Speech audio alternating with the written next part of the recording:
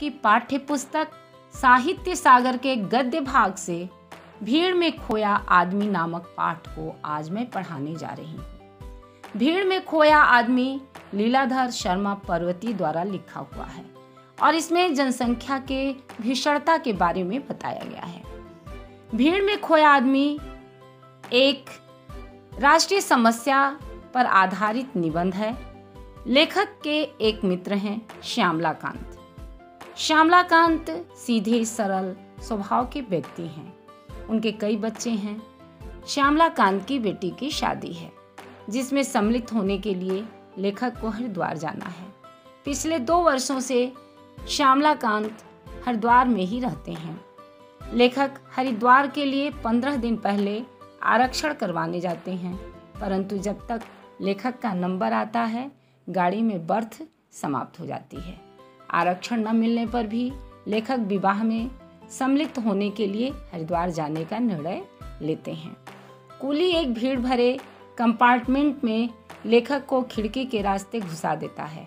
बाहर निकलने के लिए भी लेखक को खिड़की का सहारा ही लेना पड़ता है।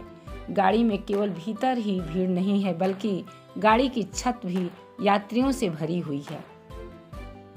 लेखक सोचते हैं कि ऐसा क्यों है कि रेल के नियम, व्यवस्था, अनुशासन को भुलाकर लोग ट्रेन की छतों पर चढ़कर यात्रा कर रहे हैं।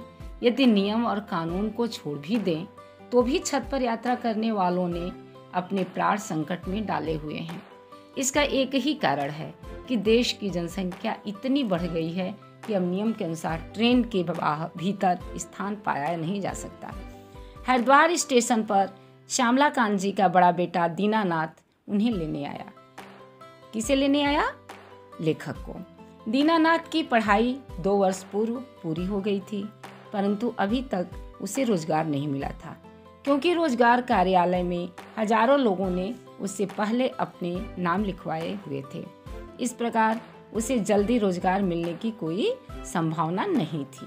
श्यामलाकांत का मकान छोटा था और उसमें सामान और परिवार के सदस्य जैसे ठूस ठूस कर भरे हुए थे। यह मकान भी उन्हें सरलता से नहीं मिला था और पूरे 2 वर्ष उसके लिए भागदौड़ करनी पड़ी थी।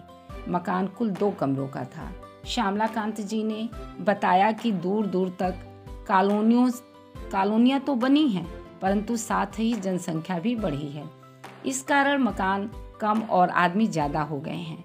अभाव केवल मकानों का ही नहीं है, खाने पीने के सामान का भी है। श्यामलाकांत जी की पत्नी एक दुर्बल महिला थी। उनका चेहरा पीला था। वे डॉक्टर को दिखाना चाहती थी, परंतु अस्पताल में रोगियों की इतनी भीड़ रहती थी कि वे स्वयं को दिखा नहीं पाती थी। दर्जी से कपड़े सिलवाना है, यह भी दुभर था क्योंकि जनसंख्या वृद्धि के कारण दर्जी की दुकान पर भी काम बहुत बढ़ गया था। दर्जी की दुकानें भी बढ़ी थीं, परंतु उनके अनुपात में जनसंख्या अधिक बढ़ी थी, इसलिए किसी भी दर्जी के पास फुर्सत नहीं थी। यही स्थिति राशन की दुकानों की भी थी। घंटों लाइन में खड़े रहने पर भी पूरा सामान नहीं मिलता था।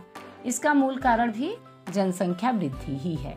लेखक का मानना है कि समय के साथ साथ सुविधाओं में वृद्धि हुई है, परंतु सुविधाओं में होने वाली वृद्धि और जनसंख्या में होने वाली वृद्धि के अनुपात में बहुत फर्क होता है।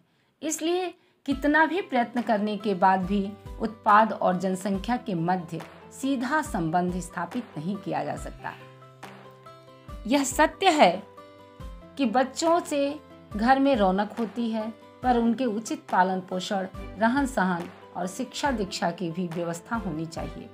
यदि ये सुविधाएं नहीं हैं तो घर के बच्चे भी कष्टप्रद लगने लगते हैं। वे एक दुखदायी भीड़ में परिवर्तित हो जाते हैं।